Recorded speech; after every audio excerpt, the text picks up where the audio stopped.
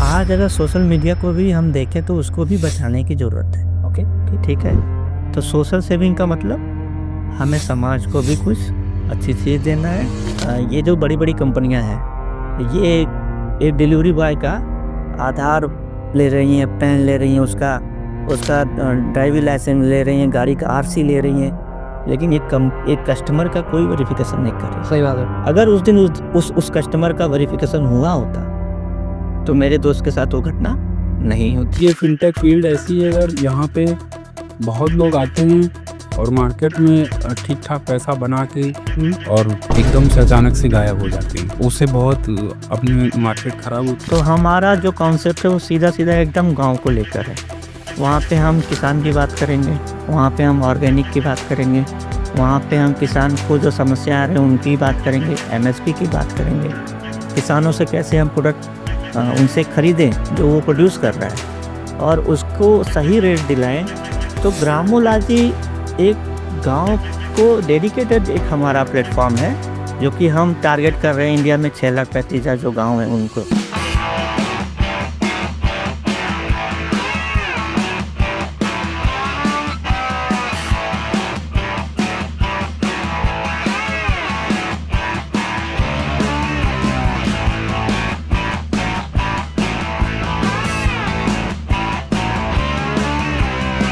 जब पहली बार मुझे पता चला था यूज़मी के बारे में, तो मुझे लगा भाई ये क्या क्रेज़ी चीज़ है। मतलब सब चीज़ उसमें एक ही साथ है। सोशल मीडिया भी है, एफ़िलिएट मार्केटिंग तो एक अलग चीज़ हो गई, लेकिन सोशल मीडिया अपना ई-कॉमर्स, है ना? पेमेंट्स भी उसमें हो जा रही है। मतलब एक ऑल इन वन करके मुझे लगा भाई ये तो बहुत ऐसी क्रेज़ी चीज़ है, इसके बारे में लोगों को और पता चलना चाहिए, बहुत अच्छा होगा। और जो स्टार्टिंग में ही इसने प्री लॉन्च में ही जो इसने बूम पकड़ी है, तो वो बहुत अच्छा है। और आगे जो है लॉन्च में और अच्छा इसमें जो बढ़िया निकलने वाला है। तो इसके बारे में मतलब कि मुझे थोड़ा-सा और जानना है यूज़मी के बारे में कि क्यों यूज़मी, ये कॉन्सेप्ट कैसे आया यूज़मी का? बेसिकली अगर यूज़मी को हम ध्यान से देखें, जैसा कि आपने बोला कि 3-4 चीज़ें एक ही प्लेटफॉर्म पे हम लोगों ने लाई हैं। तो यूज़मी India's first social saving app है। और जब हम सोशल और सेविंग 2 वर्ड अगर हम उसमें देखें ध्यान से, जब इसकी बात करते हैं तो समाज में जो गंदगी फैली हुई है, स्पेशली सोशल मीडिया को लेकर ही, और सेविंग का मतलब है कि अपने रोज़ के छोटे-छोटे बचत को अगर हम देख रहे हैं, तो वो बिल पेमेंट के माध्यम से है, वो हमारी ई-कॉमर्स के माध्यम से है। तो ये 2 वर्ड हैं सोशल और सेविंग का। लेकिन आज अगर सोशल मीडिया को भी हम देखें तो उसको भी बचाने की ज़रूरत है। ओके, ठीक है। तो सोशल सेविंग का मतलब हमें समाज को भी कुछ अच्छी चीज़ देना है। तो इंडियाज़ फर्स्ट सोशल सेविंग है यूज़मी का। बेसिक सा एक कॉन्सेप्ट है कि हमें समाज में जो चीज़ें हो रही सोशल मीडिया के माध्यम से ये गंदगी, उसको सही करना है और साथ में लोगों को बचत का भी एक रास्ता दिखाना है और उनका बचत कराना है। अच्छा, गंदगी की वजह से बात कर रहे हैं तो थोड़ा-सा उसको एक्सप्लेन करेंगे किस चीज़ों के बारे में पर्टिकुलर बात कर रहे हैं आप? जब मैं सोशल मीडिया में गंदगी की बात करता हूँ, तो आप ध्यान से देखेंगे कि जब भी हम कभी सोशल मीडिया कोई भी प्लेटफ़ॉर्म हो, स्पेशली मैं किसी का नाम अभी नहीं लूँगा, तो जब आप किसी सोशल मीडिया प्लेटफ़ॉर्म को ओपन करते हैं, तो आपने देखा होगा कि जैसे हम रील्स को ही ले लें, हाँ। तो 4 या 5 रील्स देखने के बाद कभी भी कुछ भी कंटेंट हमारे सामने आते हैं। कुछ वल्गर सा होता है, उसमें कुछ आपका न्यूडिटी टाइप का होता है, ठीक है? सेक्सुअल कंटेंट भी उसमें कभी-कभी हमें देखने को मिलते हैं। उन प्लेटफ़ॉर्म पे क्या है, रिपोर्ट करने का ऑप्शन तो है, लेकिन उनको उस हिसाब से रोका नहीं जा रहा है। तो जब ये गंदगी की मैं बात करता हूँ, तो सिर्फ़ ये न्यूडिटी या फिर अपना सेक्सुअल ही नहीं, उसके साथ-साथ जैसे अगर हम बोले तो अब म्यूज़िक विशेष है या कोई धर्म विशेष टारगेट करके या राजनीति विशेष भी लोगों को टारगेट किया जा रहा है, जाति विशेष शब्दों को भी लोग इस्तेमाल कर रहे हैं। तो ये सारी चीज़ें मैं ज़्यादा देखता हूँ, इसलिए मुझे लगता है कि हाँ, वहाँ गंदगी है और इसको सही करने की ज़रूरत है। जी। ओके। तो यूज़मी जैसे एक पर्टिकुलर एक एप्लीकेशन है, एक ऐप है, उस ऐप के अंदर सोशल मीडिया जो है, वो है मतलब कि एक सोशल प्लेटफ़ॉर्म है यूज़मी। उसके साथ-साथ उसमें ई-कॉमर्स भी है और साथ-साथ उसमें बिल पेमेंट करने का भी ऑप्शन है। आप यूटिलिटी पेमेंट्स उसमें सारे कर सकते हैं। तो ये जब जहाँ पे फ्लिपकार्ट, अमेज़न और है ना पेमेंट है, पेमेंट के लिए पेटीएम है, तो उस जगह पे ये सारी चीज़ों को मतलब एक ऐसा ऑल इन वन प्लेटफ़ॉर्म बनाने की क्या ज़रूरत पड़ी? क्या प्रॉब्लम आप इससे सॉल्व कर रहे हैं? स्पेशली जब जैसे सोशल मीडिया की बात हुई, तो उसको तो हम टारगेट कर ही रहे हैं, उसको सही करने की बात कर रहे हैं। लेकिन जब हम बिल पेमेंट्स को भी देखते हैं, तो मैंने खुद ये महसूस किया कि बहुत से स्पेशली ग्रामीण इलाकों में मैंने देखा कि लोग छोटी-मोटी बचत करना चाहते हैं और पेमेंट पे उनको एक्स्ट्रा प्लेटफ़ॉर्म फ़ी और ये सारी चीज़ें लगाई जा रही हैं। तो कौन-सी कंपनी क्या चार्ज कर रही है, हम उस पे ना जाके सिर्फ़ ये सीधा सा एक मतलब बताना चाह रहे हैं कि प्लेटफ़ॉर्म फ़ी वहाँ पे लग रहा था और यूज़र को एक ऐसा एक्सपीरियंस था पहले कि उनके पैसे नहीं लगते थे एक्स्ट्रा, वो अचानक से कंपनियों ने लगाए। तो हमें वहाँ पे भी एक मौका दिखा कि हाँ, चूँकि शुरुआती हम भी एक स्टार्टअप की तरह ही हैं, तो हमें अगर बड़ी कंपनियों से अगर देखा जाए तो अगर उनसे भिड़ना है या फिर उनसे एक कॉम्पिटिशन करना है, तो थोड़ा-सा इसमें आसान करना होगा और स्पेशली गाँव के लोगों को, ग्रामीण लोगों को वो अगर उतनी सी भी हम बचत दे पाते हैं। क्योंकि ऐसे देखा जाए कि कोई भी स्टार्टअप इस समय कोई भी स्टार्ट करता है आज के दौर में, तो कोई पर्टिकुलर नीश पकड़ता है कि एज़ अ माइक्रो नीश, छोटे से छोटे एक माइक्रो नीश टारगेट ऑडियंस को। आपने काफ़ी वाइड रेंज को सैचुरेटेड मार्केट को टारगेट किया है। टारगेट कई चीज़ों को करने का सिर्फ़ एक रीज़न था। जब आप कभी भी ना एक बड़ी चीज़ को लेकर आप निकलते हैं कुछ अच्छा करने को, तो ज़रूरी नहीं कि कोई एक ही सेगमेंट में आपको कमियाँ दिखें, आपको कई जगह पे कमियाँ दिखती हैं। और जब आपको अपने ऊपर कॉन्फिडेंस हो, अपनी टीम पे कॉन्फिडेंस हो, तो फिर ये लगता है कि हाँ, हम 2-3 चीज़ों को एक साथ लाके भी इन कमियों को दूर कर सकते हैं। तो स्पेशली जो 3-4 चीज़ें आप देख रहे हैं इस एप्लीकेशन में, तो हमें ये कॉन्फिडेंस है कि हम इसीलिए इन 3-4 चीज़ों को टारगेट कर रहे हैं और कमियाँ तो हर जगह हैं। लेकिन अगर जैसे आपने एक बोला कि आप एक नीच या किसी एक पर्टिकुलर सेगमेंट को हम पकड़ के क्यों नहीं चल रहे? तो अगर ध्यान से देखेंगे तो सोशल मीडिया और ई-कॉमर्स और आज के डेट में बहुत से ऐसे प्लेटफ़ॉर्म हैं जो 2 चीज़ों को एक साथ लेके चल रहे हैं। लेकिन बिल पेमेंट्स वो डेली नीड की ज़रूरत है। तो चूँकि गाँव में भी अब घर-घर तक दूर-दराज इलाकों तक डिलीवरियाँ पहुँच रही हैं। तो मुझे वहाँ पे एक मौका दिख रहा था कि हाँ, लोग अब जैसे-जैसे अपना इंटरनेट आगे बढ़ रहा है, तो लोगों को ये मौका मिल रहा है और लोग गाँव तक इन सब चीज़ों का इस्तेमाल कर रहे हैं। तो मैंने एक मिशन के तौर पे भी इसको लिया कि जो गाँव के लोग जिनको अभी बिल पेमेंट्स और ये सारी चीज़ें नहीं पता है बारे में ऑनलाइन, तो उनको भी हम टारगेट करें, उन लोगों तक भी हम लोग पहुँचे। ओके जी, ओके, बहुत बढ़िया। तो आज के पॉडकास्ट में इतना थोड़ा-सा समझने के बाद हम लोग को ये समझ में आ गया है कि एक बहुत ही क्रेज़ी कह सकते हैं प्रोजेक्ट पे इस समय हम लोग काम कर रहे हैं। एक बहुत क्रेज़ी प्रोजेक्ट आपके सामने मैं लेके आ चुका हूँ और जेनज़ी कास्ट में ऐसा पहली बार हो रहा है कि एक ऐसा स्टार्टअप जो है, वो यहाँ से जो है स्टार्ट हो रहा है। स्टार्टअप क्या सारी चीज़ें। तो प्री लॉन्च हो चुका है 11 मई 2025 को और लॉन्च जो है बहुत जल्द होने वाला है। आज के हमारे स्पेशल गेस्ट जो कि कुलदीप पटेल जी हैं और रवि सिंह जी हैं। रवि सिंह जी जो है वो फाउंडर एंड सीईओ हैं, कुलदीप पटेल जी जो है वो चीफ टेक्निकल ऑफिसर हैं। दोनों ने मिल के भाई ऐसा मतलब चीज़ों को क्रिएट किया है ना कि एक बंदा बिज़नेस सँभाल रहा है, एक बंदे ने टेक्निकल चीज़ें सँभाली है। तो दोनों से आज हम लोग बात करने वाले हैं। बहुत ही अच्छा एक्सपीरियंस मेरे साथ ये रहा है कि हम लोग टाइम स्पेंड किए अभी साथ में। हम लोग मार्केट गए थे और काफ़ी सारी चीज़ें हम लोग ने ऐसे ना चीज़ें शेयर की हैं। तो कुछ चीज़ें हम लोग पॉडकास्ट में बताएँगे, कुछ चीज़ें तो सीक्रेट रहने देंगे। तो सर स्टार्टिंग करते हैं सबसे पहले आप दोनों की बैकग्राउंड से कि भाई यूज़मी तक के जो सफ़र है उसके पहले का कैसा सफ़र था? तो सर सबसे पहले आपसे शुरू करते हैं। स्पेशली अगर हम यूज़मी को देखें, तो इसकी शुरुआत 2017 से होती है। 2017 में मैं गुजरात में जामनगर एक शहर है, वहाँ पे रिलायंस रिफाइनरी, जहाँ पे रिलायंस की रिफाइनरी है, वहाँ पे मैं जॉब करता था। और उस टाइम इंडिया में डिजिटल चीज़ों को अगर हम ध्यान से देखें स्पेशली रिचार्ज को, तो पेटीएम उस तरह से आगे बढ़ रहा था, लेकिन शुरुआती समय में 2-3 कंपनियाँ थी जो अच्छा कर रही थी। मोवीटेक और मोबीक्विक और अपना फ्रीचार्ज कंपनी थी। ओके। लेकिन ऑक्सीजन एक कंपनी थी जो कि आज के डेट में नहीं है। हुँ। तो ऑक्सीजन कंपनी का थोड़ा-सा मैं यूज़ करता था रिचार्ज वगैरह के लिए। तो आप क्या करते थे ऑक्सीजन कंपनी में?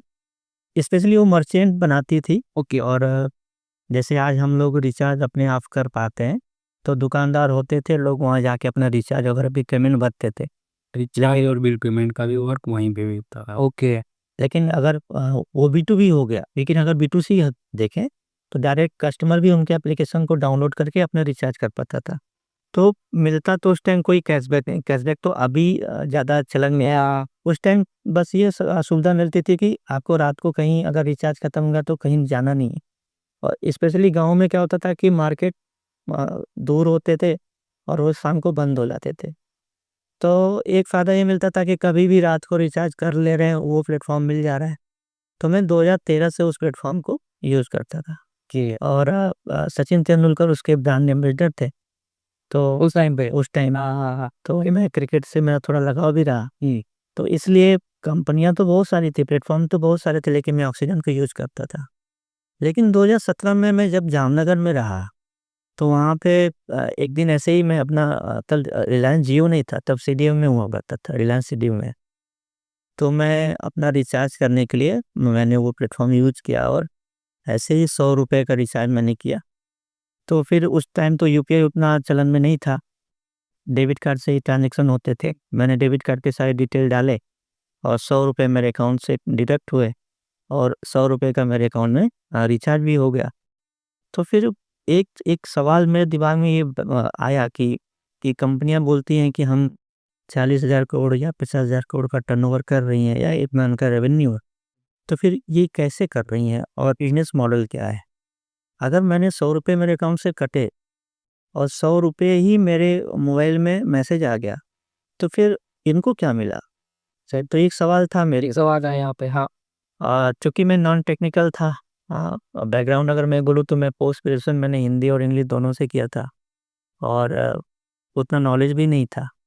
लेकिन चूँकि मैं बिलिंग डिपार्टमेंट में था, तो वहाँ पे मुझे वाईफ़ाई मिलता था। हुँ।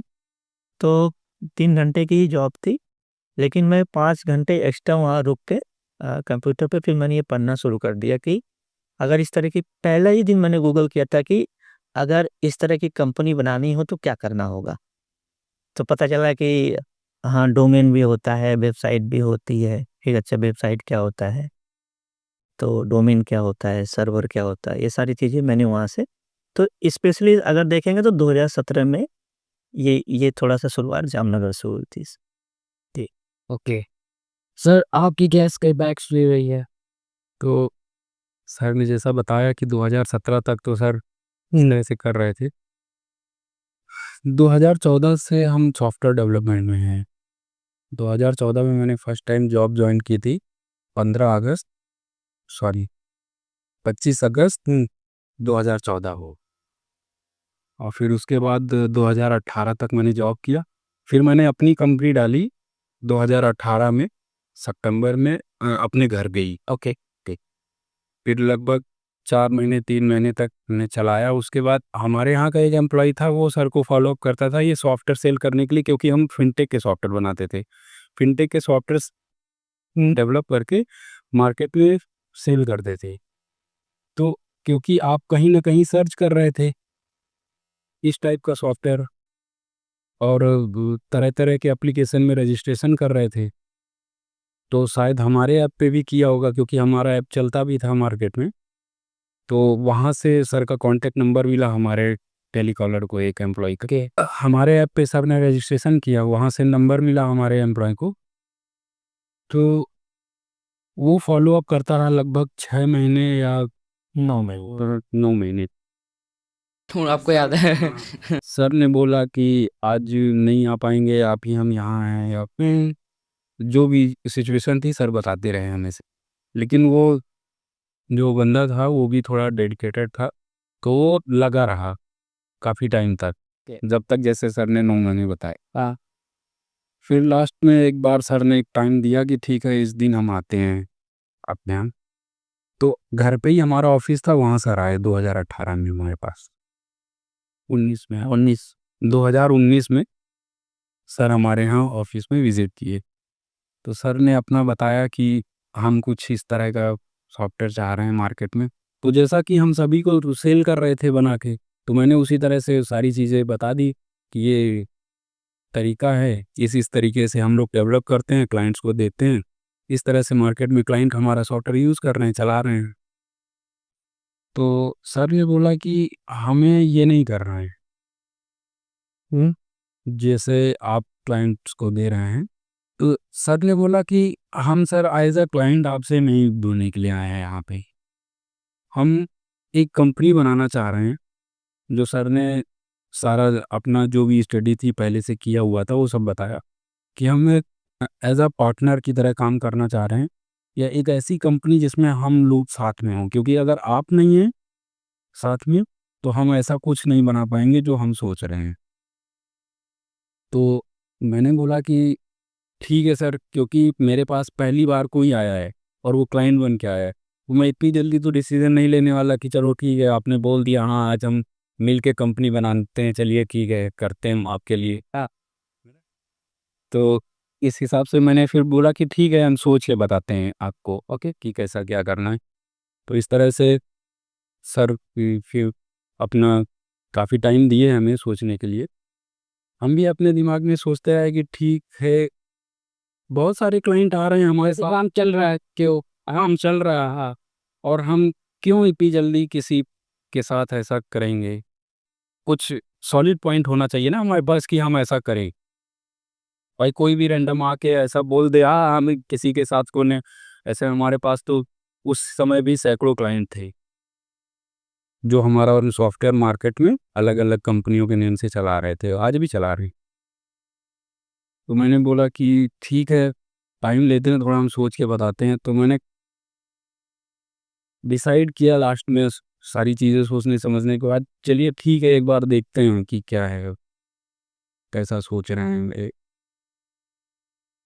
लेकिन कहीं न कहीं थोड़ा-सा एक दिमाग में था कि जब तक बहुत अच्छे से सारी चीज़ें नहीं समझ लेंगे कि क्या बैकग्राउंड है, कैसे क्या कर रहे हैं।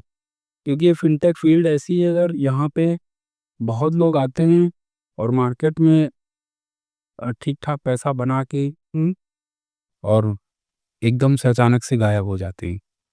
उससे बहुत अपनी मार्केट ख़राब होती है।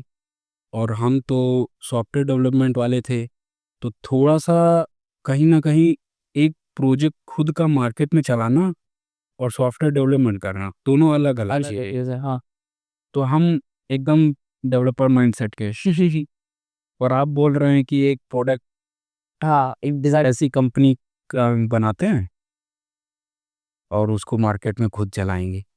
तो वो डिसाइड करने में मुझे काफ़ी टाइम लगा। जो काम आप दूसरों को कर रहे हो, वो काम आप खुद के लिए करो बेसिकली। हाँ। तो उसके बाद लगभग 1 साल निकल गया होगा यही सब करते-करते। सर आए, हमको समझाते रहे, हम भी बोले कि चलिए ठीक है, सोचते हैं। लेकिन कहीं न कहीं थोड़ा जो मैंने बताया, हेजिटेशन थी। हाँ, हेजिटेशन थी। तो 2020 लास्ट था, तो हम लोगों ने बनाना स्टार्ट किया उसको। 19 से 20 आ गया और हम लोगों ने डेवलप करना स्टार्ट किया कुछ उस तरह से। लेकिन उस समय हम लोगों ने जो एक्जिस्टिंग सॉफ्टवेयर था हमारा, उसी को मॉडिफ़ाई किया और उस तरह से 2021 में फिर लॉन्च किया। ओके। लेकिन उसमें क्योंकि एक ऐसा प्लेटफ़ॉर्म बना था जो फ़िनटेक फ़ील्ड का था सिर्फ़, और वो बी2बी का था, बी2बी क में यूज़ हो रहा था। और उसको पूरी तरह से जो कंपनी हम लोग बना रहे थे, वो बी2सी की तरह चलाना चाह रहे। अरे! ये डिफरेंस आ रहा था। तो ये कुछ एक उसमें चैलेंजेस ऐसे थे क्योंकि उसका बेस पूरा बी2बी की तरह बना हुआ था। और हम लोग जिस तरह से उसको बी2सी में जो सर्विसेज मार्केट में देना चाह रहे थे, कहीं न कहीं वो चीज़ें करने में बहुत दिक्कत आ रही। तो फिर उसके बाद लॉन्च किया, हम लोगों को बहुत अच्छा रिस्पॉन्स मिला। कुछ ही टाइम में हम लोगों ने अच्छे खासे यूज़र में लगभग 10,000 यूज़र, 1 मंथ नहीं हुआ होगा शायद, 1 सवा मंथ के अंदर 10,000 यूज़र हम लोगों ने वहाँ ऑनबोर्ड किए। सारे यूज़र थे, अच्छा खासा काम चल रहा था। लेकिन हम जो चीज़ मार्केट में देना चाह रहे थे, उस चीज़ में बहुत सारी प्रॉब्लम्स आ रही थी क्योंकि सॉफ्टवेयर हमारा पेज दूसरा था, तो फिर हम लोगों ने उस चीज़ को वहीं पे रोक दिया। ठीक है, अपने जितने भी यूज़र्स थे उनको बताया गया ये पहले की बात है। कि ये प्रॉब्लम है, तो फिर हम लोगों ने उसको वहाँ पे रोका और फिर से एक नए सिरे से सॉफ्टवेयर बनाना स्टार्ट कर दिया कि ओके, तो जो अभी 2021-22 से स्टार्ट हुआ, फिर 2025 तक हम लोगों ने उस पे काम किया और डेवलप करके स्टार्ट किया। यार अच्छा, अगर यूज़मी के बारे में थोड़ा-सा और बातें की जाएँ, तो मुझे कुछ और मतलब कि बेसिकली ऐसे स्ट्रक्चर के लिए कितने फीचर्स आपके ऐप पे अवेलेबल है? वो पहले स्टार्टिंग में उससे शुरू करते हैं। अगर स्पेशली अभी हम देखें ध्यान से यूज़मी एप्लीकेशन को, तो सबसे पहले तो होम पेज पे आप लोग जो फीचर्स पा रहे हैं वो सोशल मीडिया का है। तो वो जस्ट लाइक इंस्टाग्राम की तरह वो पूरा पेज दिखता है। तो जैसे वहाँ पे लाइक, कमेंट, शेयर और किसी भी सोशल मीडिया प्लेटफ़ॉर्म पे ये सारी चीज़ें होती हैं, वो तो बेसिक सा है ही है। रील्स वगैरह भी हैं। व्हाट्सएप का भी जो फीचर्स है कि आप यूज़र से चैट वगैरह भी कर सकते हैं। आने वाले टाइम में हम लोग उसमें वीडियो कॉलिंग और ऑडियो कॉलिंग भी लेके आ रहे हैं। उसके बाद दूसरा सेक्शन है उसमें सेव का ऑप्शन, जहाँ पे हम यूटिलिटी बिल और अपना ई-कॉमर्स के माध्यम से हर एक प्रोडक्ट पे बचत की बात कर रहे हैं। अब पोस्ट वगैरह तो उसमें है ही है। लेकिन जो सबसे बड़ा फीचर्स है उसमें शेयर का ऑप्शन है। एक नॉर्मल यूज़र यूज़मी में सिर्फ जुड़ के यूज़मी के और भी प्रोडक्ट को जिसको उसकी ज़रूरत है, उन तक वो पहुँचा के एक अच्छा खासा रेफरल से अर्निंग कर सकता है। तो ये बेसिक सा 3-4 फीचर्स है उसमें। बाकी लाइक कितने आ रहे हैं, कितने आपके फॉलोवर हैं, कितने आपकी फॉलोइंग है, ये तो नॉर्मल सा है, वो तो फीचर्स साल के कॉम में होते ही। तो यही है फिलहाल अभी। ओके हिंदी। वीडियो में आगे बढ़ने से पहले मैं आप लोगों को कुछ चीज़ें बताना चाहता हूँ यूज़मी ऐप के बारे में, क्योंकि यूज़मी ऐप डेडिकेटेड वाला पॉडकास्ट होने जा रहा है। तो कुछ क्रेज़ी चीज़ें आप उसके बारे में जानो तो बहुत अच्छा रहेगा। सबसे पहले एक तो भाई ये सिर्फ़ एक सोशल मीडिया प्लेटफ़ॉर्म नहीं है, आप इससे जो है चीज़ें भी खरीद सकते हो, ई-कॉमर्स भी है, साथ-साथ इसमें सारे यूटिलिटी पेमेंट्स कर सकते हो। उसमें फ़ायदा क्या है भाई, कैशबैक का फ़ायदा है ना? क्योंकि आप लोग परेशान होते रहते हो हर जगह पे कि भाई कैसे ना कैसे करके कुछ ना कुछ पैसे बचाया जाए भाई, क्योंकि इंडियन माइंडसेट क्या होता है ना भाई कि कहीं कुछ खर्च करे तो कुछ हम लोग को मिलना चाहिए। वो चीज़ों को यहाँ पे टैकल किया गया और बहुत सही वो पॉइंट्स जो है वो पकड़े गए हैं। तो पेमेंट करने से पहले आप लोग को समझ में आया कि भाई कुछ ना कुछ तो मिलने वाला है, ठीक है। उसके बाद अगर आते हैं तो भाई यहाँ पे जो है ये कंपनी जो है ये अपने रेवेन्यू का 5% क्रिएटर्स के साथ शेयर करने वाली है। अब क्रिएटर कैसे बनना है, यूज़ में आपको डाउनलोड करने के बाद आप लोग जब उसको as a social media app use करेंगे, उसमें कंटेंट बनाएंगे, उसमें कंटेंट पोस्ट करेंगे, तो आप एक क्रिएटर की कैटेगरी में आएँगे। तब जाके क्रिएटर वाले जो हैं वो आप उसके बेनिफिट ले सकते हैं। तो इस तरीके की कई सारे रेफरल और कई सारे अर्निंग इसमें सोर्सेज़ हैं इस पर्टिकुलर ऐप में। तो उन सब चीज़ों के बारे में बात करने वाले हैं। तो चलिए आप फाउंडर लोगों से ही और यहाँ पे इसे जो निर्माता हैं इनके, उन लोगों से ही पूछते हैं कि भाई क्या फंडा है? इसमें इतने पैसे कहाँ से बाँट रहे हैं आप लोग? ठीक है, शुरू करते हैं सर। जो आपने आपको मुझे बताया था कि 5% की जो स्कीम है, पूरी कंपनी का जो रेवेन्यू है वो 5% आप क्रिएटर्स के साथ शेयर करने वाले हो। उससे शुरू करते हैं इस फीचर से कि इसके बारे में पूरा सब चीज़ आप मुझे समझाइए। देखिए जैसे अभी दूसरे प्लेटफ़ॉर्म को अगर हम देखें, तो जैसे आपने एक वर्ड यूज़ किया कि स्कीम तो नहीं है ये, कि सीधा से स्टार्टअप है, ओके। तो अभी आप किसी भी प्लेटफ़ॉर्म को देखेंगे, अगर आप फ़ेसबुक को देखें और आप इंस्टाग्राम को देखें, तो उनका बेसिक सा है रेवेन्यू का सोर्स एक एडवर्टाइज़मेंट है। लेकिन जब मैं यूज़मी को ध्यान से देखता था और मैं सोचता था कि हाँ, इन प्लेटफ़ॉर्म को यूज़ करता था तो मैं थोड़ा इरिटेट होता था, क्योंकि बीच में कोई अच्छा कंटेंट देख रहे हैं तो तब उसमें ऐड रहता है। हाँ, तो मैंने ये सोचा था कि हाँ, कभी हम यूज़मी को अगर बनाएँगे उस हिसाब से तो इसमें हम एडवर्टाइज़मेंट वाला पार्ट नहीं लाएँगे। लेकिन एक चैलेंज है कि अगर वो चीज़ें आप नहीं लाते हैं तो फिर आप रेवेन्यू का मॉडल क्या होगा? हाँ, तो फिर मैंने और भी सारे एप्लीकेशन देखे तो वहाँ पे मुझे एक सब्सक्रिप्शन का मॉडल मिला कि हाँ, उसको फ्रीमियम बोलते हैं। फ्री में कुछ चीज़ें हों उसके बाद फिर हम प्रीमियम चार्ज करें। हाँ, हाँ। तो यूज़मी बेसिकली एक फ्रीमियम मॉडल पे काम करता है। तो कुछ चीज़ें यूज़र को फ्री में मिलती हैं और उसके बाद फिर उसको अच्छे से फीचर्स यूज़ करने के लिए और अलग से फीचर्स पाने के लिए उसको एक प्रीमियम सब्सक्रिप्शन देना पड़ता है। ओके, तो एक 799 का हम लोगों का मतलब हमेशा के लिए लाइफ टाइम का एक सब्सक्रिप्शन है कि और वो उसको हम लोग यूज़मी प्रीमियम मेंबरशिप बोलते हैं। तो उससे जो हमें रेवेन्यू जनरेट हो रहा है, और आप ध्यान से देखेंगे कि एक यूज़र जब वो कोई एडवर्टाइज़मेंट उस बीच में आ जाते हैं, तो उसको इरिटेट जैसे मुझे हो रहा, सबको होता होगा। तो मैंने सोचा कि हम इसको हटा के सीधा प्रीमियम पे जाते हैं और जब उनसे एक सब्सक्रिप्शन ले लेते हैं, तो उनको थोड़ा-सा कुछ अलग एक एक्सपीरियंस दे सकते हैं, एडवर्टाइज़मेंट को हटा के भी। तो बेसिकली आपका जो वो मॉडल है, रेवेन्यू मॉडल है, वो सब्सक्रिप्शन बेस्ड है। जी। ओके। अब जो पूरे अगर सब्सक्रिप्शन अगर हम बात करें, जो आपने बोला कि हम 5% ये जो देने की बात कर रहे हैं, तो आज हर एक कंपनियां एडवर्टाइजमेंट के माध्यम से जो पा रही हैं, वो कहीं ना कहीं लोगों तक पहुंचा रही। यूट्यूबर कहाँ से अर्निंग कर रहा है, वो भी तो उसी का एक हिस्सा है। तो हम लोगों ने कहा कि आज के डेट में अगर यूट्यूबर को हम ध्यान से देखें, तो सारे लोग, खासतौर से युवा लोग, उसी फील्ड में जाना चाहते हैं। लेकिन बहुत से चैलेंजेस है उसमें और बहुत से चैलेंज लोगों को फेस करना पड़ रहा है। अब उतना आसान नहीं रहेगा, क्योंकि जब हम उनसे अपनी तुलना करते हैं और हम इनको कुछ देना चाहते हैं, जो इन्फ्लुएंसर की बात हो रही है, नए लोगों की जो बात हो रही है, तो हमने स्पेशली अपनी जो एक सेविंग हो रही थी, एक कंपनी की जो कमाई हो रही थी, उससे 5% हम इन्फ्लुएंसर को देना चाह रहे थे। तो सपोज करिए कि पूरे महीने में जो रेवेन्यू जनरेट होता है, उसका 5% हम लोग इन्फ्लुएंसर को देते हैं। और ये चीज़ें आज कोई भी नॉर्मल सा यूज़र, उसको उसके लिए कोई भी कंडीशन नहीं कि आपके पास इतना घंटे का व्यू है, इतने सब्सक्राइबर होने चाहिए, कोई भी क्राइटेरिया नहीं ना। तो पहले दिन से आके अपने पोस्ट डाल के और पहले लाइक से भी वो पैसे पा सकता है। अच्छा, क्या कहते हैं, आपने मुझे कई सारी चीज़ें बताई थी कि इसमें अर्निंग का क्या-क्या सोर्स है। तो आपने तो एक बताया कि 5% जो है वो कंपनी रेवेन्यू क्रिएटर्स को देगी। उसके अलावा और कैसे-कैसे इसमें इस ऐप के ज़रिए पैसा कमा सकते हैं?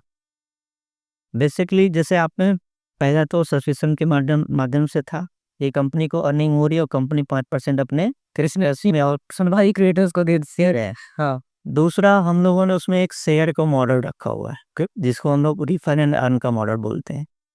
तो ये जो यूजमी पूरा एक इकोसिस्टम है और इकोसिस्टम में हमारे और भी एप्लीकेशन है, 3-4 एप्लीकेशन है। तो उसी प्लेटफॉर्म में, यूजमी वाले एप्लीकेशन में ही 3-4 और एप्लीकेशन है, जिसको यूजर किसी और के साथ शेयर करके उस पर्टिकुलर एप्लीकेशन का, जो कि एक अलग एप्लीकेशन है, हाँ, उसका सब्सक्रिप्शन दिला के भी वो अर्निंग कर सकता है। ओके, अब उसके साथ साथ जब हमने देखा कि हम लोग इसको बड़ा करने के लिए या इसको लोगों तक पहुंचाने के लिए, हम लोगों ने फंडिंग के लिए भी हम लोग कई जगह गए, तो हमें एक चीज़ महसूस हुई कि लोग जल्दी से इसको समझ नहीं पा रहे थे। तो हमें बहुत से ऐसे चैलेंजेस मिल रहे थे देखते हो। तो फिर हम लोगों ने इसको फिर D2C के रूप में देखा, कि डायरेक्ट सेलिंग जिसको बोलते हैं। फिर हमने कहा कि ये रास्ता हो सकता है इसको लोगों तक पहुंचाने का। ओके। और फिर हम लोग वहाँ पे एक मल्टी लेवल मार्केटिंग जो हम बोलते हैं, या डायरेक्ट सेलिंग जिसको बोलते हैं, उसके माध्यम से भी हम लोग अभी इसको लेके जा रहे हैं। तो एक और रास्ता हम लोगों ने उसमें लाया कि आप अपने नीचे के लोगों को भी लाकर और लगभग 20 लेवल तक के लोगों तक से अर्निंग पा सकते हैं। जैसे कि एफिलिएट के थ्रू, या फिर कोई नीचे से प्रोडक्ट परचेज कर रहा है, तो उससे भी आपको ऊपर अर्निंग चली जाए। इससे कि 2 फ़ायदे होंगे, एक तो पहले उस यूज़र को या फिर अपना जो भी क्रिएटर, उसको एक सोर्स ऑफ अर्निंग भी मिलती है। साथ में क्या होगा कि हमारा प्लेटफ़ॉर्म लोगों तक आसानी से भी पहुँच पाएगा। तो आप लोग इसमें जो अभी स्टार्टिंग का फ़ेज़ है, इसमें आप एमएलएम का यूज़ कर रहे हैं। तो क्या ये चीज़ इंडिया में लीगल है? एमएलएम अगर आप देखेंगे तो इंडिया ही नहीं, पूरी दुनिया में लीगल है। लेकिन एमएलएम को कई तरीके से प्रेज़ेंट किया जाता है। Direct selling, MLM, multi level marketing और डायरेक्ट सेलिंग में बहुत से बेसिक से फीचर्स में अंतर है, लेकिन उसको ध्यान से समझने की ज़रूरत है। क्यों? जैसे मल्टी लेवल मार्केटिंग एक सीधा सा वर्ड है कि वो कई लेवल में मार्केटिंग हो रही है। अगर हम एक ट्रेडिशनल मार्केट को भी ध्यान से देखें, तो जैसे हम एक उदाहरण देते हैं कि एक लाइफबॉय साबुन है, उसकी एक मैन्युफैक्चरिंग कंपनी है, वो उसको बनाती है, तो वो कस्टमर तक एक चैनल के माध्यम से ही पहुँचाती है। डेफिनेटली, जैसे वो पहले क्या करेगी, एक फैक्ट्रियों में उसको बनाई, फिर वो किसी स्टेट में उसको मेन डिस्ट्रीब्यूटर बनाए, फिर अपना स्टेट के बाद हर एक ज़िले में एक डिस्ट्रीब्यूटर बनाएगी, फिर उसके बाद वो छोटा सा एक रिटेलर भी ऑनबोर्ड करेगी, बीच में एक एम्प्लॉय भी हायर करती है। तो ये आप देखेंगे तो उसमें एक एडवर्टाइजमेंट का भी पार्ट होता है। तो जब ये प्रोडक्ट 10 रुपये में बनता है, तो इन लोगों के बीच में बढ़ता-बढ़ता फिर वो जाके 15 या 20 रुपये में एक एंड कंज्यूमर के पास पहुँचता है। तो वहाँ भी नेटवर्क है, ऐसा नहीं कि वहाँ नेटवर्क नहीं। ठीक D2C भी वही है, या जिसको हम लोग डायरेक्ट सेलिंग बोलते हैं। तो डायरेक्ट सेलिंग में क्या है हमने बीच का पार्ट हटा दिया कि चलो डिस्ट्रीब्यूटर कोई नहीं है, रिटेलर कोई नहीं है। डायरेक्ट प्रोडक्ट को कंपनी ने पहुँचा दिया किसके पास? कस्टमर्स के पास। और ये जो बीच का 90% पैसा एडवर्टाइजमेंट में और इन कंपनियों के पास या जो बीच के प्लेयर थे उनके पास पहुँच रहा था, वो सीधा किसके पास जा रहा है? जो ये हमारे रीसेलर या जो डिस्ट्रीब्यूटर हैं हमारी कंपनी के, जो बीच में मल्टी लेवल मार्केटिंग के थ्रू पा रहे हैं। तो ये लीगल कॉन्सेप्ट है और इसको भारत सरकार ने भी लीगल किया हुआ है। ओके। तो इसके अलावा और कौन-कौन से प्रोसेस है? मतलब जैसे अर्निंग के सोर्स पे यहाँ पे अब जैसे एक तो शेयर का हमने मॉडल बताया, उसमें फिर आपको एक बिजनेस टारगेट भी मिलता है कि आपको पहले लेवल में इतना टारगेट अगर आप अचीव करते हैं, तो उसमें फिर अगर मल्टीपल हम वे में देखें, तो आपको पहले तो रेफरल के थ्रू मिलता है पैसा ही, जो आपका सेल्फ में आप किसी को रिफ़र करते हैं। अब मैंने मान लीजिए कि इनको रिफ़र किया, तो ये भी तो आपको रिफ़र कर रहे हैं ना, तो आपके थ्रू भी मुझे अर्निंग आ रही है, तो वो एक टीम रेफरल हो गया। वो 20 लेवल तक जो हो। तो वो टीम रेफरल हो गया, एक सेल्फ रेफरल हो गया, एक टीम से रेफरल हो गया। फिर हमें कुछ टारगेट अचीव करने पर रिवार्ड भी मिलते हैं, अवार्ड भी मिलते हैं और हर एक महीने का हम लोग एक बोनंजा भी निकालते हैं कुछ कि हाँ, ये एक्स्ट्रा आप अचीव करेंगे तो आपको एक एक्स्ट्रा भी ये सारी चीज़ें बोनस वगैरह। तो समथिंग 6-7 टाइप की इनकम अलग-अलग नाम से भी हो जाती है। ओके। जी, तो ये उनको एक तरह से देखा जाए तो ये उनके पास मौका है डाला। उसमें से वो जो इनकम्स हैं जो 6-7 टाइप की हैं, वो कुछ एक डेली जा रही हैं, कुछ एक मंथली हैं, डिफरेंट तरीके से हम लोग कुछ चीज़ें अचीव करके वहाँ पे हाँ, कुछ एक डायरेक्ट अचीव करेंगे तो मंथली मिलेगा। उसको डायरेक्ट शेयर करने से जी। ओके। तो सिर्फ यूज़मी एक ऐसे कह सकते हैं कि एंटरटेनमेंट का खाली सोर्स नहीं है, बेसिकली आप उसमें से अर्न भी कर सकते हो। तो बहुत ही अच्छी अर्निंग अपॉर्चुनिटी आप लोग इसमें प्रोवाइड कर रहे हो।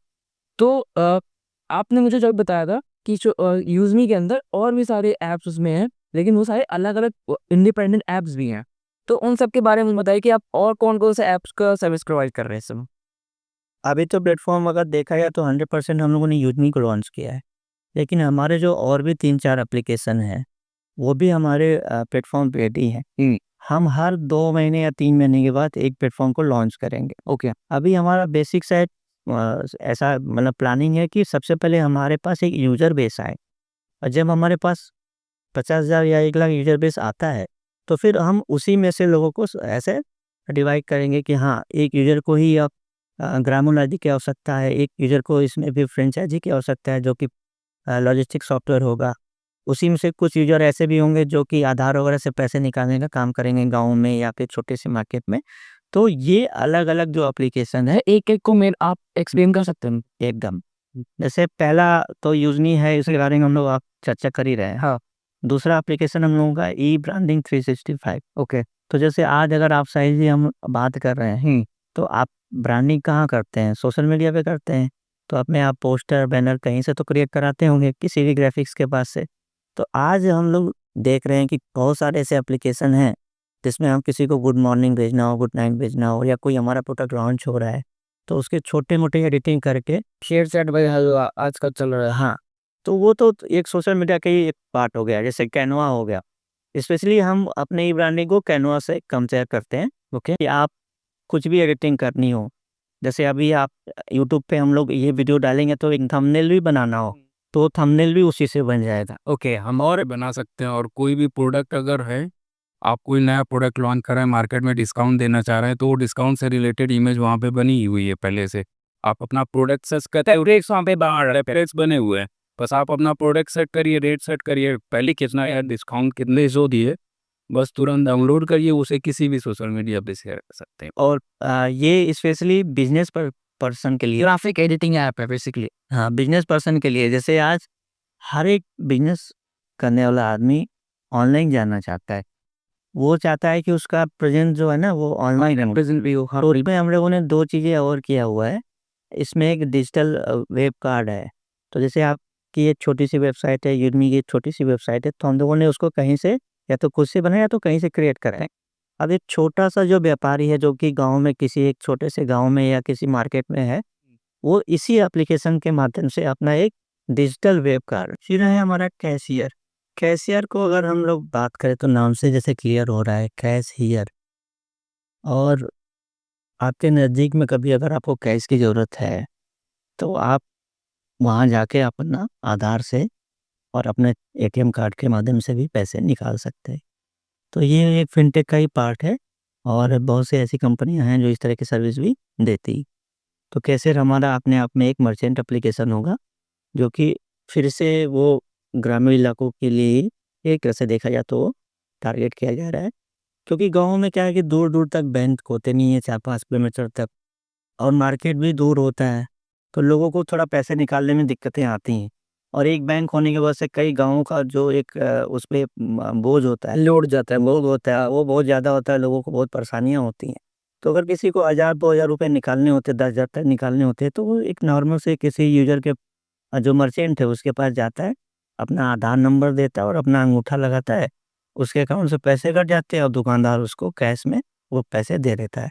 तो बेसिकली इसी तरह के ट्रांज़ैक्शन को हम लोग कैशियर के माध्यम से देने वाले हैं। ओके, तो ये कैशियर हो गया। तो लोगों को बैंक जाने की ज़रूरत नहीं पड़ेगी। नहीं जाना, बिल पेमेंट वगैरह भी वहाँ से करा सकते हैं।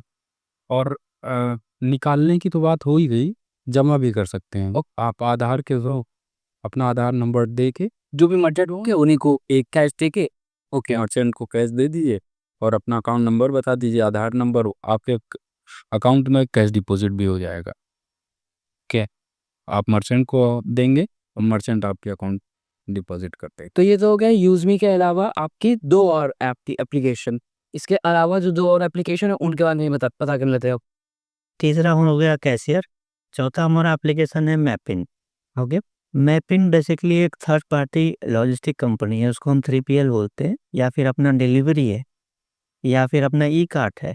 ठीक है, तो ई कार्ट अगर देखा जाए तो एक फ्लिपकार्ट की सब्सिडरी कंपनी है। तो ई कार्ट फ्लिपकार्ट के प्रोडक्ट को ऑल ओवर इंडिया पहुंचाती है, लेकिन वो सिर्फ फ्लिपकार्ट के प्रोडक्ट को नहीं पहुंचाती, वो अमेजन के भी प्रोडक्ट को पहुंचाती है, वो मीशो के भी प्रोडक्ट को पहुंचाती है। तो थर्ड पार्टी लॉजिस्टिक कंपनी का मतलब ये होता है कि वो किसी भी कंपनी के कुरियर को उसके कस्टमर तक डिलीवर करने का काम करती है। तो मैपिन भी हमारा third party logistic courier company होगा, और ये हम लोग आज से ही इसको इसलिए टारगेट लेके चल रहे हैं कि जैसे अगर आज हमारे जितने भी यूज़र हैं उनको अगर ई-कॉमर्स हम पोर्टल पे सुविधा देने जा रहे हैं, सारे प्रोडक्ट वो परचेज़ करेगा, तो हमें भी किसी थर्ड पार्टी कंपनी के माध्यम से ही उसको डिलीवर कराना है। और जब प्रोडक्ट डिलीवर होता है तो उसमें क्या होता है, 2 तरह के शिपमेंट होते हैं, एक फॉरवर्ड होता है, फिर रिटर्न भी आता है। तो उसमें क्या होता है कि एक कॉस्ट ठीक-ठाक कॉस्ट लगती है। कभी-कभी कस्टमर क्या होता है कि वो रिटर्न भी कर देता है और लेता नहीं है, कभी वो अवेलेबल नहीं होता, कभी उसका फ़ोन नहीं लगता है। तो इसमें एक अच्छी खासी कॉस्ट जो है ना मर्चेंट की चली जाती है, और एक कंपनी होने के नाते हमारा भी उसमें एक इन्वेस्टमेंट जाएगा। तो हम अभी से ऐसा प्लान करके चल रहे हैं कि हमारी खुद की एक लॉजिस्टिक कंपनी हो। जैसे कि आज हम देखें तो मीशो ने भी अपना खुद का एक वाल्मो के नाम से लॉन्च कर, हाँ। तो उसने अपना इकोसिस्टम बनाया। तो उसी तरह से हम आगे मैपिन को भी देख रहे हैं, और मैपिन हर एक पिन कोड पे, इंडिया में टोटल 29,000 पिन कोड है, जिसमें से 18,000 से ज़्यादा सर्विसेबल पिन कोड है।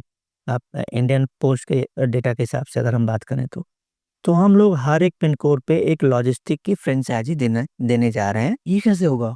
नॉर्मली हर एक पिन कोड पे हमारा जो यूज़र है, जैसे आज वाल्मो का अगर आपको फ्रेंचाइजी लेना है या ई कार्ट का फ्रेंचाइजी लेना है, तो आपको 2.5-3 लाख रुपए तक देना पड़ता है, इन्वेस्ट करना पड़ता है। अमाउंट इन्वेस्ट करना और है वहाँ। मेरा हमेशा से एक सपना रहा कि बहुत से इंडिया में ऐसे लोग हैं जो उतना मोटा पैसा नहीं लगा सकते। डेफिनेटली, तो मैपिन मात्र 2499 रुपए में आपको एक पिन कोड की फ्रेंचाइजी प्रोवाइड कर रहा है, और वो आज से 2 महीने बाद या 3 महीने बाद जब हम लोग इसको लॉन्च करेंगे, तो हर एक पिन कोड में हमारा यूज़मी का एक यूज़र पिन कोड अपना बुक कर सकता है, वो उस फ्रेंचाइजी को ऑन कर सकता है।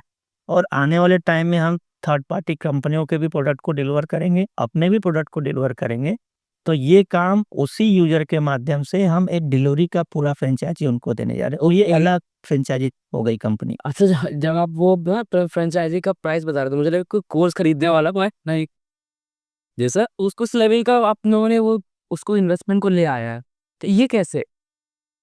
इसमें देखिए मेरा हमेशा से एक सोच रहा कि किसी भी कस्टमर से या जो भी फ्रेंचाइजी ओन करना चाह रहा है, हम उससे 3 लाख या 4 लाख रुपए अगर चार्ज करते हैं, तो चलो जो कंपनियां आज के डेट में बड़ी हुई हैं, ब्रांड हुई हैं, उनको लोग सर्च कर रहे हैं उनको दे रहे हैं 3 लाख रुपए तक देना उनके बस में है और लोगों ने लिया भी। लेकिन जब आप एक नए ब्रांड होते हैं तो लोगों का एक ट्रस्ट का भी एक इशू होता है। तो वो तो पहले हमारे साथ चैलेंज रहेगा। लेकिन इसके अलावा जो मेरे दिमाग में सबसे बड़ी बात थी कि नहीं मुझे 3 लाख रुपए चार्ज नहीं करने हैं। मुझे वो एक ऐसे यूज़र तक वो फ्रेंचाइज़ी पहुँचानी है, जो कि कम से कम पैसे में भी वो चीज़ ऑन कर सकता है। अब आप देखिए चाहे मैं 3 लाख चार्ज करूँ, चाहे मैं 2500 चार्ज करूँ, फ्रेंचाइज़ी तो एक डिजिटल होती है। अब अगर मैं 2500 रुपए चार्ज करता हूँ, तो फिर वो अपने फ्रेंचाइज़ी में जो भी इकोसिस्टम है वो अपना खर्च करेगा अपने माध्यम से, चाहे वहाँ वो 2 लाख कर दे, चाहे 5 लाख कर दे, उसका है। अब एक प्रोडक्ट जो हमें फ्रेंचाइज़ी तक पहुँचा देना है, वो तो हमारा इंटरनल सिस्टम होगा। अब उसके लिए वो क्या करते हैं, लड़कों को हायर करते हैं और उनसे वो डिलीवरी कराते हैं। तो हर एक पार्सल पे कंपनियाँ एक रेट तय करती हैं कि इतने किलोमीटर में हम आपको ये रेट देने वाले हैं। तो बेसिकली ये क्या डिजिटल काम है ना, तो कोई भी फ्रेंचाइज़ी होल्डर वो उनको कितना प्रोडक्ट डिलीवर करता है, कितने लड़कों को रखना है, उसमें वो अपनी कॉस्ट को बचाता है। और अगर हम ये 2 साल बाद अगर टारगेट कर रहे हैं और वो फ्रेंचाइज़ी आज देने जा रहे हैं और किसी से हम ये बोले कि हाँ, ये 2 साल बाद हम लोग स्टार्ट करेंगे और उससे बोलेंगे तुम 3 लाख रुपए लगाओ तो फिर वो डरेगा कि पता नहीं ये 2 साल बाद ये होगा कि नहीं होगा। सही बात। तो सही सारी चीज़ों को ध्यान में रखकर हम लोगों ने फिर इसको डिसाइड किया कि नहीं हाँ, कम से कम पैसे में हम लोगों तक ये सारी चीज़ें पहुँचाएँ, इसलिए वो नॉर्मल से अमाउंट रखा गया है। तो मैपिंग तो बहुत अच्छा मेरे को प्लेटफ़ॉर्म लगा। हाँ, और हमारे जो यूज़वी के यूज़र हैं, वही सारे जो यूज़र हैं, वो अपने पिन कोड के फ्रेंचाइज़ी ले सकते हैं। ओके, तो उन यूज़मी के जो ओरिजिनल यूज़र्स हैं, जो यूज़मी ऐप है, उनके लिए प्रिविलेज रहेगी, हर ऐप में जो उनको प्रेफ़रेंस दी जाएगी पहले। ऐसा कह नहीं, सकते हैं? प्रेफ़रेंस का तो नहीं है, हाँ, लेकिन जो भी यूज़र है, वो अपने ही पिन कोड की फ्रेंचाइज़ी ले सकता है। ये नहीं है कि आप किसी पिन कोड के हैं और वो फ्रेंचाइज़ी ले सकें दूसरे पिन कोड की, ऐसा नहीं है। Okay, okay. और जो यूज़मी पे पहले से रजिस्टर है, उसका एक तरह से मैपिन में अकाउंट बना हुआ है उसका पहले से। बस उसे फ्रेंचाइज़ी का पेमेंट करना है। जैसे ही वो फ्रेंचाइज़ी का पेमेंट कर देगा, एक्टिवेट हो जाएगा। हाँ, उसी तुरंत उस पिन कोड की फ्रेंचाइज़ी उसको वो अलॉट अलर्ट हो जाएगी। हाँ। Okay, okay, okay. तो मैपिंग से आगे बढ़े तो एक लास्ट हमारा जो बचा है। मैं थोड़ा-सा मैपिंग को और मैं क्लियर कर दूँ अच्छा। और 2 मिनट उसमें वो बहुत अच्छा पॉइंट है उसका। हाँ, मैपिंग की ज़रूरत क्यों है? जैसे आज अगर हम देखें तो हमारे जो मल्टीपल प्रोडक्ट है, जैसे कैशियर हो गया और हमारा मर्चेंट एप्लीकेशन भी आ रहा है। तो मैपिंग एक पिन कोड पे जो फ्रेंचाइज़ी ऑन करेगा, उस पिन कोड में जब भी कोई मर्चेंट ऑनबोर्ड होगा, कैशियर के लिए या फिर अपना यूज़मी के मर्चेंट ऑनबोर्डिंग के लिए हमारे यहाँ अप्लाई करेगा, तो वो तो डिजिटल हम उसका वेरिफ़िकेशन कर रहे हैं। लेकिन एक फ़िज़िकल वेरिफ़िकेशन भी हम उसी मैपिंग के माध्यम से कराएँगे कि भैया जाके देखो क्या ये मर्चेंट है कि नहीं, उस लोकेशन पे अवेलेबल है कि नहीं। क्योंकि आज के डेट में बहुत से ऐसे फ्रॉड हो रहे हैं। हाँ, ऑनलाइन फ्रॉड। तो उस चीज़ को हम लोग रोकने के लिए ये मैपिंग कर रहे हैं। और उससे अलावा जो हम मैपिंग को और एक नज़रिए से देख रहे हैं कि जैसे आज हम बैंक को ले लें, तो बैंक भी अगर किसी को लोन देना होता है तो वो किसी के माध्यम से वेरिफ़िकेशन कराता है। अगर हम लोग हर एक पिन कोड पे एक अच्छे से अपनी पकड़ बना लेते हैं, तो बैंकों को भी हम ये सर्विस दे सकते हैं कि हम आपके कस्टमर को वेरीफ़ाई कर सकते हैं और आपके मर्चेंट को भी वेरीफ़ाई कर सकते हैं। या हम किसी और कंपनी का भी मर्चेंट अगर हो तो हमसे टाई अप करके भी ये काम कर सकता है। तो मैपिंग अपने आप में एक बहुत ही यूनिक और बहुत ही बढ़िया प्रोजेक्ट है हमारा। जी। बिल्कुल, बिल्कुल। इस बार बात करें अगले बारी की। अब उसके अलावा जो मर्चेंट एप्लीकेशन है, तो जैसे आज हम उसको अगर समझे तो फ़ोनपे से हम समझ सकते हैं। ओके। फ़ोनपे में एक कस्टमर के पास एप्लीकेशन और एक मर्चेंट के पास एप्लीकेशन है। कस्टमर क्या है, किसी मर्चेंट के पास जाता है, कोई प्रोडक्ट या कोई सर्विस लेता है और फिर उसके स्कैनर को स्कैन करके अपना पेमेंट करता है। ठीक उसी तरह से हमारा यूज़मी का एक बिज़नेस ऐप भी होगा जिसको हम मर्चेंट एप्लीकेशन बोलते हैं। तो कस्टमर मर्चेंट के पास जाएगा, यूज़मी से स्कैन करेगा और वो पेमेंट करेगा अपने मर्चेंट एप्लीकेशन में। तो ये एक मर्चेंट एप्लीकेशन भी है। और लास्ट में जो सबसे बड़ा प्रोजेक्ट है, जो कि अभी उसको बनने में कम से कम 1 से 1.5 साल जाने वाले हैं, वो है ग्रामोलॉजी। ओके। और ग्रामोलॉजी अगर देखा जाए तो यूज़मी का एक कोर और हार्ट से जुड़ा हुआ एक रिलेटेड प्रोडक्ट है। वो हमारा ड्रीम प्रोजेक्ट है। ओके। जो हम लोगों ने 2021 में लॉन्च किया था, उसकी शुरुआत वहीं से हुई थी। ओके, तो वो कहीं न कहीं रुक गया है कुछ रीज़न की वजह से, और हम लोग यहाँ पे अब काम सिर्फ़ इसलिए कर रहे हैं ताकि हम लोग अपना मेन जो ड्रीम प्रोजेक्ट है, उस पे काम कर सकें इन सारी चीज़ों की मदद लिए। अब जैसे ग्रामोलॉजी नाम से मैं उसको थोड़ा-सा क्लियर करूँ, ग्रामोलॉजी, तो जैसे हम सोशियोलॉजी एक वर्ड है, जैसे जूलॉजी एक वर्ड है, साइकोलॉजी एक वर्ड है, तो हम जूलॉजी में किसका अध्ययन करते हैं? जीव-जंतुओं का। उसी तरह से हम सोशियोलॉजी में हम समाज के बारे में अध्ययन करते हैं। ग्रामोलॉजी में 2 वर्ड है, ग्रामो मतलब गाँव और लॉजी। तो हमारा जो कॉन्सेप्ट है वो सीधा-सीधा एकदम गाँव को लेकर है। वहाँ पे हम किसान की बात करेंगे, वहाँ पे हम ऑर्गेनिक की बात करेंगे, वहाँ पे हम किसान को जो समस्या आ रही है उनकी बात करेंगे, एमएसपी की बात करेंगे। किसानों से कैसे हम प्रोडक्ट उनसे खरीदें जो वो प्रोड्यूस कर रहा है और उसको सही रेट दिलाएँ। तो ग्रामोलॉजी एक गाँव को डेडिकेटेड एक हमारा प्लेटफ़ॉर्म है, जो कि हम टारगेट कर रहे हैं इंडिया में 6,35,000 जो गाँव हैं उनको, हर एक ग्राम पंचायत। ये ग्रामोलॉजी जो है बहुत ज़्यादा कुछ मेरे को ऐसा लग रहा है कि बहुत बढ़िया प्रोजेक्ट है। इसके बारे में थोड़ा-सा खुल के मुझे बताएँ इसके बारे में। बेसिकली जैसे हम लोग गाँव से बिलॉन्ग करते हैं, आप भी उन्नाव में इनका छोटा-सा एक गाँव है, वहाँ से हैं हम। मैं तो आजमगढ़ का रहने वाला हूँ, तो बचपन में हम लोगों ने खेती का भी हर एक काम देखा है, किया है, बहुत मेहनत हुआ। तो एक चीज़ मैंने हमेशा मैं देखता था, महसूस भी करता था कि गाँव में क्या है कि लोगों के पास छोटे-छोटे खेत हैं, ज़्यादा उनके पास खेत होते नहीं हैं। तो वो उनको वो सुविधा नहीं मिल पा रही है अपने किसी भी प्रोड्यूस को बड़े लेवल तक पहुँचा पाने की, और कहीं न कहीं वो उसका खामियाज़ा भी भुगत रहा है। किसान को कोई नहीं सुनता है। आज गवर्नमेंट भी सिर्फ़ राजनीति कर रही है, चाहे कोई भी गवर्नमेंट हो। एमएसपी की बात करते हैं, जो मिनिमम सपोर्ट प्राइस है, किसी भी प्रोड्यूस पे एक सपोर्ट प्राइस है कि इतना मिलना चाहिए, मिनिमम है, मिनिमम। इतना तो मिलना चाहिए। तो वो भी उनको समय पे नहीं मिल पाता। ओके, जैसे अगर मैं बोलूँ कि एक समिति बनी हुई गाँव में, धान और गेहूँ या कोई भी प्रोड्यूस खरीदने के लिए, तो बड़ा किसान जो कि कई बीघे का किसान है, जिसके पास कई हेक्टेयर में है, वो तो आसानी से अपना जुगाड़ लगा के बेच पा रहा है। लेकिन जिसके पास 1 बीघे, 2 बीघे या 2 हेक्टेयर है ना, वो बेचारा कुछ नहीं कर पाता। उस किसान का प्रोडक्ट वहाँ तक पहुँच ही नहीं पाता, उसमें बिचौलिए हैं, जो उसके प्रोडक्ट को ले रहे हैं और वो ठीक-ठाक रेट पे ले जाके वहाँ पहुँचा पा रहे हैं, वो कमा रहे हैं, लेकिन छोटा किसान नहीं कमा पा रहा है। मेन जो प्रोड्यूसर है वो नहीं कमा पा रहा है। अब जैसे गाँव में जो छोटा किसान। अब जैसे गाँव में जो किसान है, आप देखेंगे ध्यान से तो एक लोकल का ही बनिया आता है और उससे वो प्रोड्यूस खरीदता है, खरीदता क्या उससे ले लेता है और बोलता है हम आपको 15 दिन बाद पैसा देंगे, 1 महीने बाद पैसा देंगे। ओके, और फिर वही प्रोडक्ट कहीं और अच्छे दाम पे बेच के अपने तो बड़ा मुनाफ़ा कर लेता है, लेकिन इनको 15-20 दिन बाद पैसा देता है। अब वो भी कम। तो हम लोगों ने भी वहाँ पे, हाँ, वहाँ पे भी हम लोगों ने एक मौका देखा कि हाँ, ये एक बहुत बड़ा चैलेंज तो है, लेकिन एक मौका है कि हाँ, अगर हम किसान को इमीडिएट पेमेंट कर सकें, एक डिजिटल तरीके से, और अगर उसके प्रोड्यूस को हम खरीद लें तुरंत और उसको तुरंत पेमेंट कर दें और एमएसपी रेट हो, क्योंकि बनिया तो उसको वो रेट देता ही नहीं कभी, जो उसको मिनिमम मिलना चाहिए। तो ये एक बड़ा प्रोजेक्ट हो सकता था और 2021 में हम लोगों ने इस पे काम भी किया और वो हमारा ड्रीम प्रोजेक्ट था। तो ग्रामोलॉजी स्पेशली गाँवों के लिए डेडिकेटेड, और ग्रामोलॉजी का मतलब सीधा सा है कि सना हुआ, लॉजी का मतलब होता है भीगा हुआ, सना हुआ। तो गाँव के प्यार में जो सना हुआ है, गाँव की समस्याओं को जो दूर करने का प्रोजेक्ट है, वो ग्रामोलॉजी। ओके, जी। अब एक तरह से हम लोग यूज़मी पे जो यूज़र ला रहे हैं, हुँ।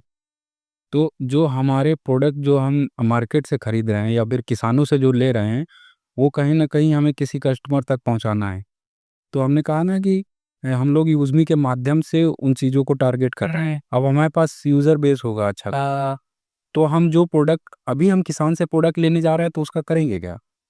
हम अपने जो भी हमारे जो यूज़मी में कस्टमर हैं, जो क्लाइंट हमारे यूज़र्स हैं, उन सब तक हम उनके नीड की जो जो चीज़ें हैं, उनको पहुँचाएँगे वहाँ तक। तो यूज़मी जो है एज़ कहते हैं ई-कॉमर्स वर्क करेगा, मैपिन जो है वो डिलीवरी देख लेगा और ग्रामोलॉजी जो है वो वहाँ पे मैनेज कर लेगा। बहुत से पूरे एक इकोसिस्टम बनाने की कोशिश कर रहे हैं।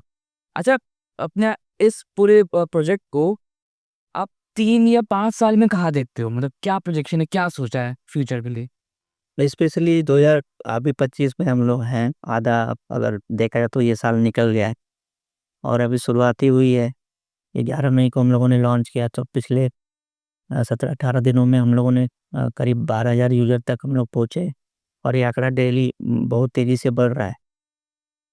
अगर हम इसको एक 5 साल का तो डायरेक्ट टारगेट हम नहीं कर रहे हैं, लेकिन हम अगले 2 साल का एक टारगेट लेके चल रहे हैं कि 2 साल में हम कम से कम यूज़मी में 10 लाख यूज़र तक पहुँचना चाहते हैं, जो कि हमारे साथ ऑनबोर्ड हों और वो आसानी से हम हासिल करता हुआ हमें दिख रहा है। जो अभी हमारे पास जिस हिसाब से रजिस्ट्रेशन तो हमारे पास रिसोर्सेज हैं या जिस प्रोसेस को हम लोगों ने फॉलो किया है कि इसके तरह से कस्टमर ला सकते हैं, उसके हिसाब से हम लोग काफ़ी तेज़ी से मूव कर रहे हैं।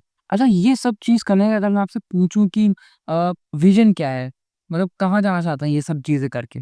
जैसे अगर यूज़मी को आप यूज़मी तो एक वर्ड है और नाम है उसका, लोगो भी आज डिसाइड हो गया, हमारे पास उसका ट्रेडमार्क भी है।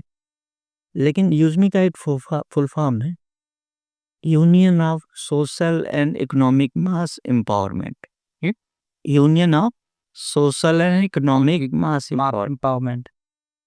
सामाजिक और आर्थिक रूप से मास मतलब ज़्यादा से ज़्यादा लोगों को, एम्पावरमेंट मतलब उनको अपलिफ्ट करने का, उनको उठाने का जो काम करता है।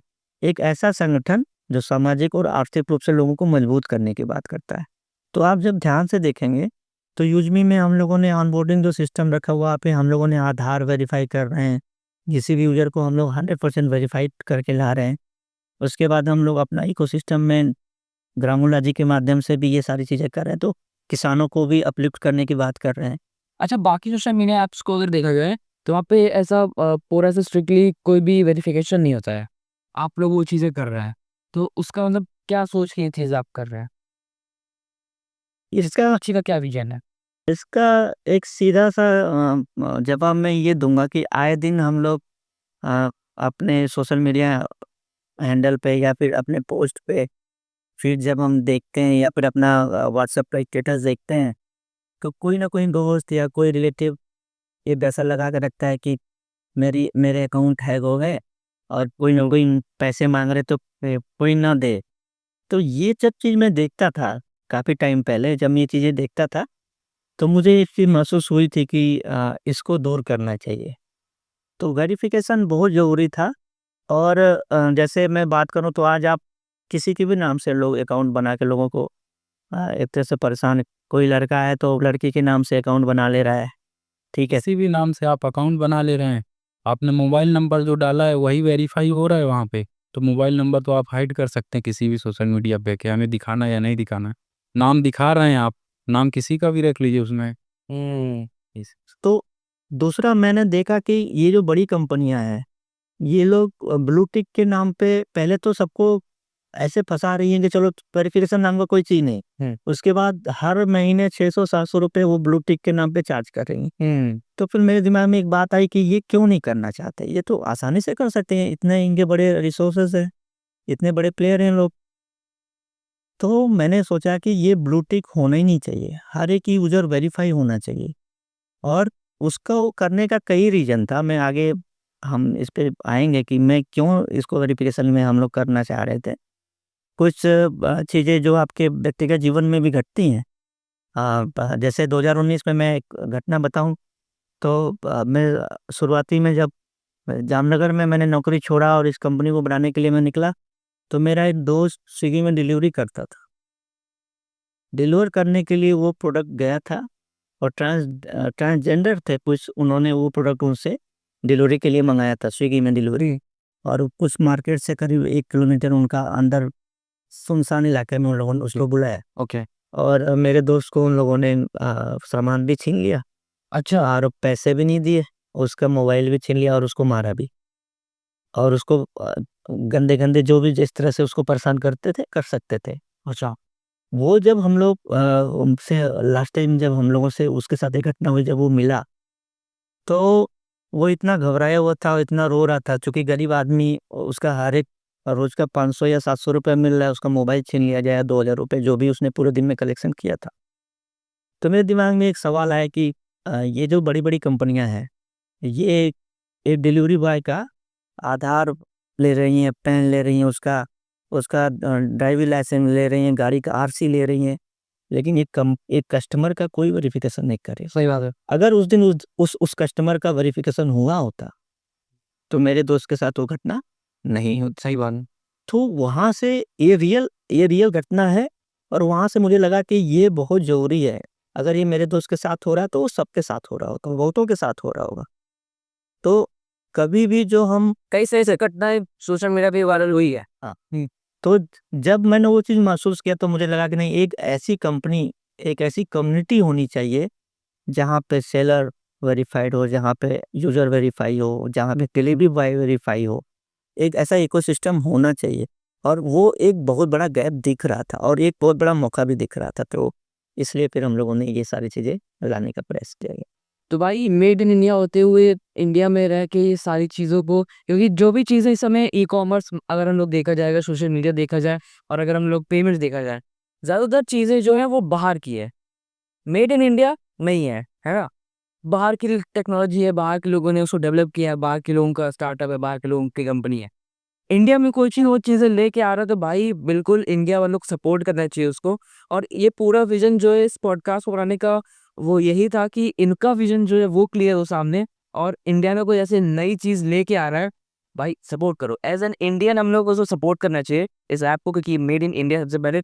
और सर आपकी तारीफ़ मैं करना चाहूँगा भाई, मतलब आईटी सेक्टर से होते लोग जो आजकल रैट रेस में लगे हुए हैं ना, आपने उस रैट रेस को छोड़ा, रिस्क लिया लाइफ़ का, और आपने इस मिशन पे जुड़े और अब तक काफ़ी इसमें जो है अपना योगदान दे रहे हैं।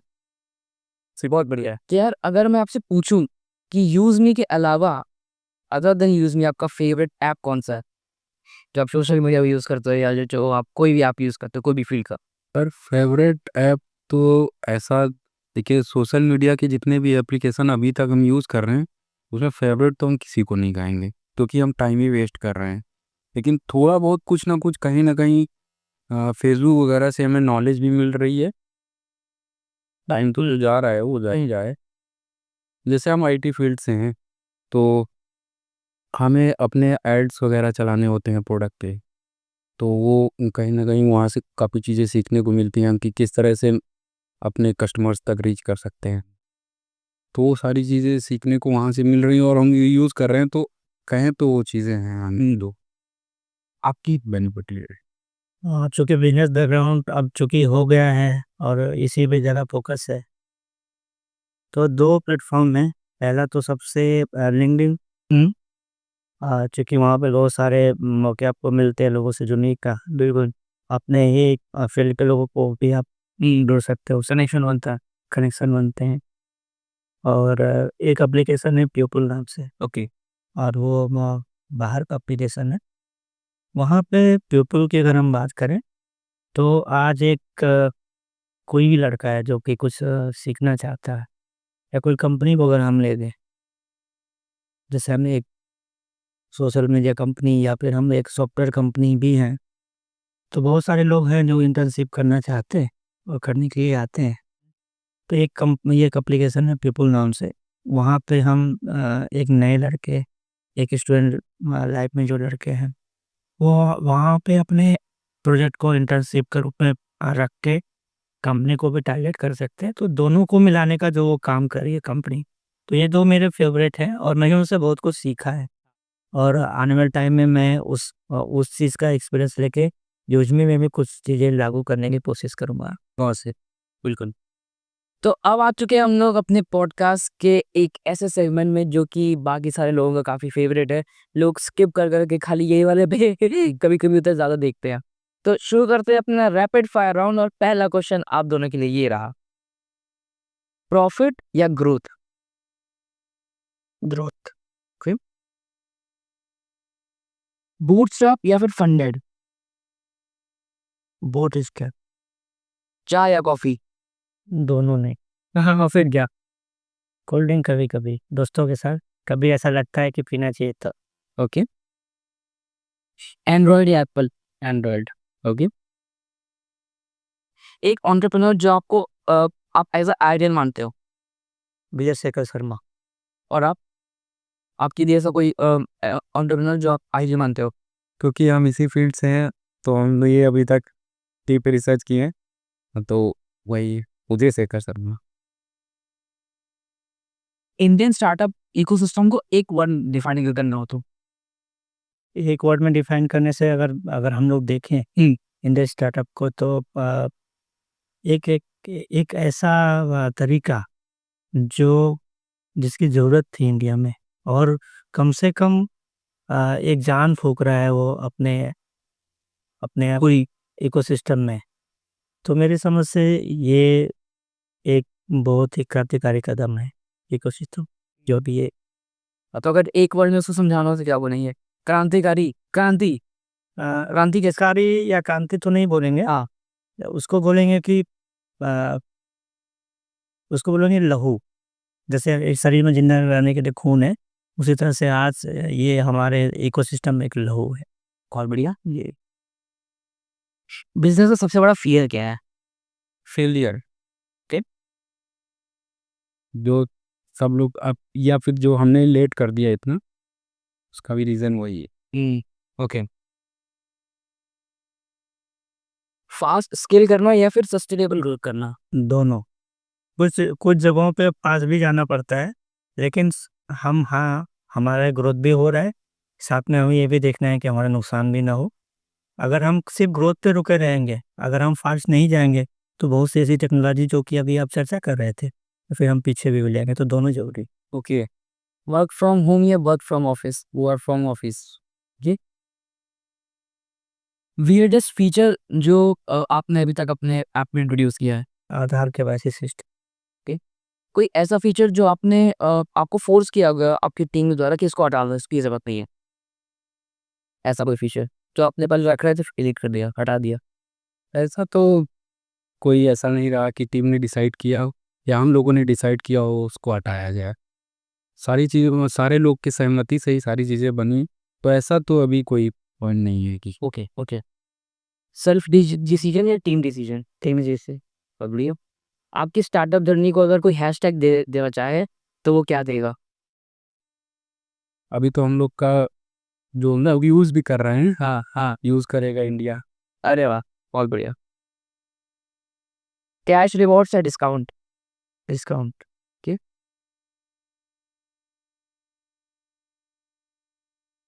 कोई मोटिवेशनल लाइन जो कि आप देना चाहोगे, सिंपल ऐसा ना हो? कोई भी बिजनेस स्टार्ट करना चाह रहे हैं प्लीज़ लेट मत कीजिए। ठीक, हमने ये करके मतलब लेट करके गलती करके सीखा है, आप मत कीजिए ऐसा। बच्चा मैं सुन रहा हूँ ना? ओके। तो यहाँ खत्म होता है हमारा रैपिड फायर राउंड। होप आप लोग को आज की वीडियो पसंद आई होगी। काफ़ी सारी चीज़ें हम लोगों ने सीखी आज और मैं चाहता हूँ कि हम लोग आप लोगों के साथ पार्ट 2 बनाए इसका, जिसमें हम लोग और बिजनेस के बारे में और क्या कहते हैं स्टार्टअप इकोसिस्टम के बारे में कई सारी चीज़ें जो होती है ना बिजनेस में सीक्रेट्स होते हैं जो कि लोग जो है वो कई सारे एक्सपीरियंस के बाद उसको लेके आते हैं अपने पास। मैं चाहता हूँ कि नेक्स्ट वीडियो में हम लोग वो सारी चीज़ें कि आप लोग से समझे और नेक्स्ट वीडियो तक जो यूज़मी है वो कहाँ तक जाने वाला है वो भी हम लोग वहाँ पे जानेंगे कि उस समय का क्या स्टेटस चल रहा है यूज़मी का और बाकी पूरे इकोसिस्टम का। तो बहुत बड़ा प्लान है, बहुत अच्छा प्लान है और मेड इन इंडिया है, तो भाई इसको सपोर्ट करना बहुत ज़रूरी है। लोग सपोर्ट करो, सोशल मीडिया के लिंक्स डिस्क्रिप्शन मिल जाएँगे। आप लोगों के भी और मेरे भी जाके उसमें फॉलो करिए। यूज़मी को भी ऐड करने वाले हैं हम लोग बहुत जल्दी अब तो सोशल मीडिया लिस्ट में। तो अब हम लोग देने जा रहे हैं अपने गेस्ट को एक ऐसा गिफ्ट, एक ऐसा ऑनर जो हम लोग सारे गेस्ट को देते हैं। तो सर ये आपके लिए।